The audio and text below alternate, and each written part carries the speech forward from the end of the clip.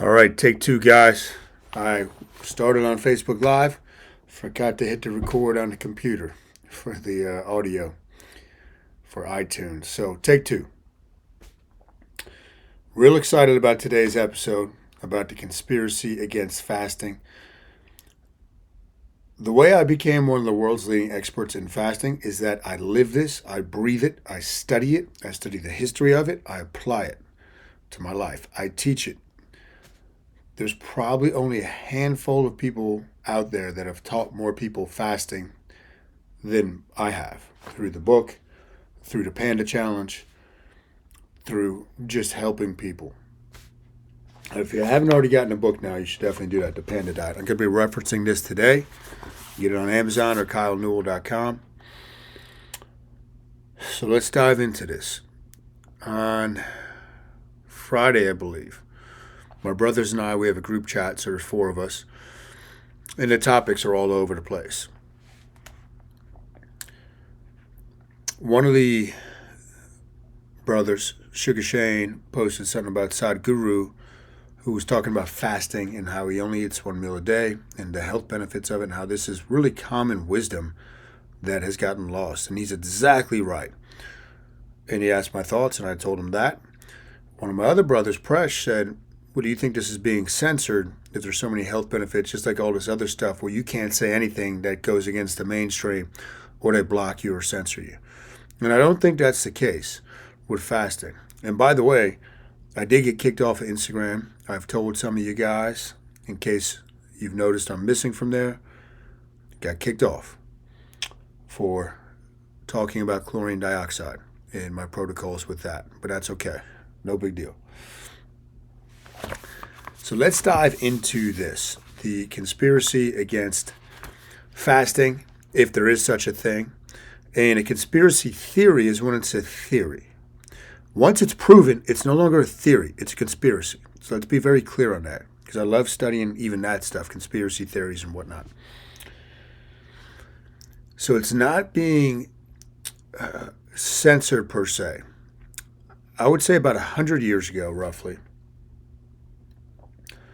there was a systematic, intentional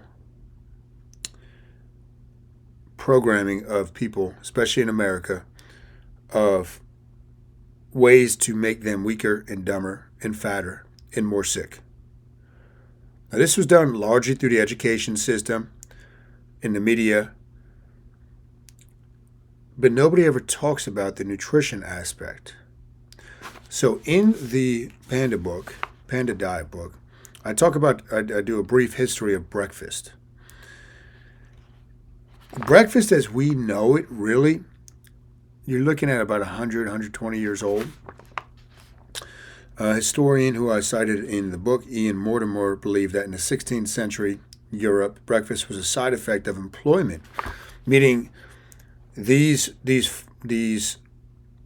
serfs and whatnot and these field workers, they weren't going to get breaks during the day. This was before unions, so they had to eat breakfast before the day to sustain themselves, and there's some credence to that.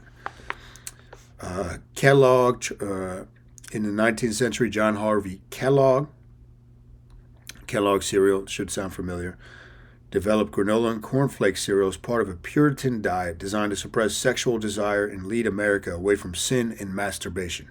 This sounds bizarre, but this is all true. You can look this up.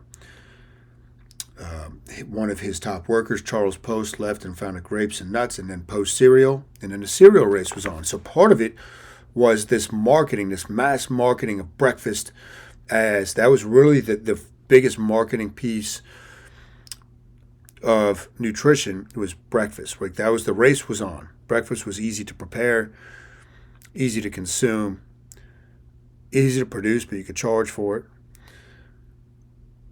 And that's where breakfast started to take root as the most important meal of the day. In the 1920s, Edward Bernays, so if you look this up, this guy was really tied into the deep state power structures. Edward Bernays, he was trying to help the company he worked for, Beach and Nuts, sell bacon. Bacon is not good for you. It tastes good, but is can't. I don't care who you are. If you're espousing bacon as a health food, you're out of your mind. And I used to do that too. And I used to be more out of my mind in regards to that stuff. He figured the easiest way to do this was to link up with another staple, eggs.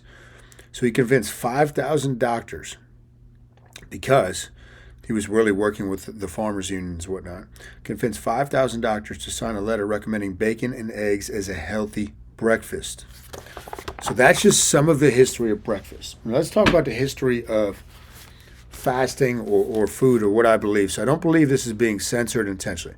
Let me be very clear that fasting is hands down the way the body is supposed to function. There is no question about it. You cannot argue the body is supposed to eat multiple times a day. I don't care who you are. If your goal is to put on size, you can make that argument, but we're talking about optimal health. That's what I'm talking about. Fasting will do more for your health than any medication out there. And that's your first clue. Big Pharma would not need to exist if everybody out there was fasting, doing like one meal a day, or doing longer fasts and then one meal a day. They would cease to exist because everybody would get healthy. But this is more about a control mechanism to me. When we were taught the food pyramid and you got to eat 3 square meals a day, breakfast is the most important meal of the day. Go back to what I always say, food is a drug. Food is a drug. It affects the internal biochemical and hormonal environment of the body. That's the definition of a drug. Food is a drug. So once people started getting hooked on eating 3 meals a day, and now all of a sudden in the 2000s it became 3 meals a day and 3 snacks a day. Oh, let's add a shake in too, because your metabolism's got to keep running. You got to keep feeding your metabolism. You got to graze. That's the way to do it. Meanwhile, you're consuming this drug multiple times a day, becoming more insulin resistant, and insulin resistance is the root of every single disease. Insulin resistance. To me, when I talk about insulin resistance, it's the same thing as inflammation. Okay, that they're that closely linked. That is the root cause of every known disease. The more often you eat, the more insulin resistant you're going to become over time. And this is why so many people struggle with dieting. I'm eating good food. I'm eating clean. I'm doing okay with what I'm eating. It's not about that. It's you're eating way too often. It doesn't matter if you're eating the healthiest food on planet Earth. If you're eating way too often, unless you have the genetics to withstand that, because it still takes an effect on your body, then you are going to struggle. You're going to put on weight. You're going to signal the mechanisms in your body to be overweight and more sluggish. Eating too often affects the brain negatively, right? And that's why a lot of people will eat and then they get tired shortly thereafter. This energy crashes, makes you less productive, makes you less efficient. Now think about this. The powers that be. You are easier to control if your brain is not functioning optimally and you're not healthy. You essentially become a Homer Simpson in their world. Homer Simpson is easy to manipulate, easy to control. The powers that be do not want free thinkers. They don't want people in shape. When somebody's in shape, you could be sure 95% of the time they're pretty smart. They're an intelligent person. They realize the importance of their body, not how it looks, but that their body is the temple. And that if the body's not healthy, your mind and your spirit aren't healthy. There's no way around that. And that's kind of an aside, guys, but when somebody's not in shape, I don't know about you, but I can't, even if they're an expert in their field, I have very, very tough time taking what they say serious because I know they lack the discipline to treat their body as a temple that it is. But that's an aside. So, getting back to Presh's question, do you think that fasting has been censored just like all the other stuff is being censored now? The answer is no. And that goes back to how I started this. Food is a drug. People are so hooked on this drug that you could show them, like I've done in the book and through teaching courses on this, all the positive effects of fasting. Weight loss, becoming more insulin sensitive, healing insulin resistance, optimizing hormones, spikes in growth hormone, autophagy, which is basically your body going through and cleansing itself of bad cells. And there are cancer implications to that very clearly, limiting something called mTOR, and increasing autophagy has huge anti-cancer benefits. You cannot argue this. But anyhow, if you could show all these people, and there's way more benefits than that. That's just off the top of my head. If you show people these benefits, they're going to opt to continue to eat multiple times a day because they are addicted to that drug, the drug of food. So this does not have to be censored because it's been so ingrained in people for the past century and a half, let's say, that they will not buy in. First of all, because they get high on the food, right? It makes them feel good. It's comfort. It gives them a nice rush of dopamine every time they eat. They're so ingrained into that it doesn't have to be censored because they're just not going to want to do it, people. This is going to take a generation or two to change where people get back to fasting as a way of life. And now, food is meant to be enjoyed. I'm not saying that.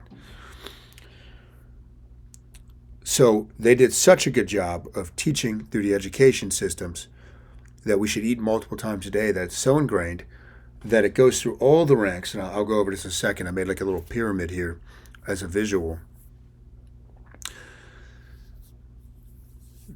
That it's created a population in a world of sick people that don't have brains functioning the way they should. You're easier to control if that is you. So you're a pawn in the game, if that's you. So you have big pharma, the powers that be up at the top, passed down to the medical community. So first of all, doctors, 99% of them are not trained. They take like 1 or 2 nutrition courses. They're not trained in this. But they'll tell you eat multiple times a day, eat a lot of small meals, blah, blah, blah. But the medical, because they're that, has the authority, right? They have the authority. And then the colleges are below them. What do the colleges teach? The colleges were teaching this stuff for a long time. When I was there, I went to my nutrition professor with a theory I proposed about cheat days and cheat meals, which at that time was pretty far ahead of its time. Presented him science. He had no idea what I was talking about. And this was a guy that was teaching at Delaware for 30 years at that point.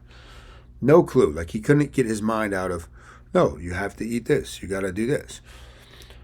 So below that, you have obviously the public education system where it's distilled, the food pyramid and whatnot, how many times you should eat. Fitness, all the fake fitness experts out there. And then you.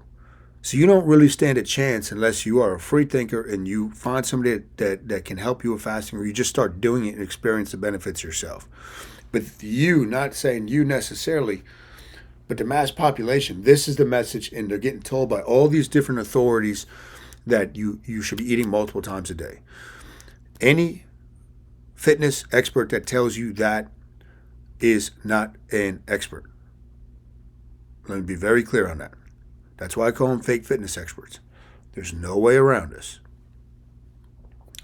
A lot of them will bash fasting, yet they haven't tried fasting. You can't bash something until you've tried it. You can't teach something until you've tried it. That's always been my belief. So that is the conspiracy against fasting. Fasting would dramatically cripple the pharmaceutical industry and the medical industry. Where the American medical industry is very good at dealing with emergencies and whatnot, it's not very good at preventative medicine. In fact, it's terrible. If you find a doctor that will help you with preventative stuff, they're a great doctor. But it will cripple many of these industries, and you would be much harder to control. That's really a big part of this. So you start connecting the dots. I'm telling you what I believe, what I know. It's not being censored fasting, but there is there was a systematic and very intentional reason people have been taught to eat multiple times a day. So that is my take on it. Don't forget you can get the Panda Diet book on KyleNewell.com. The next Panda Challenge is starting March 14th, I believe. I'll be posting about that. You guys have a great day, and I will see you all soon.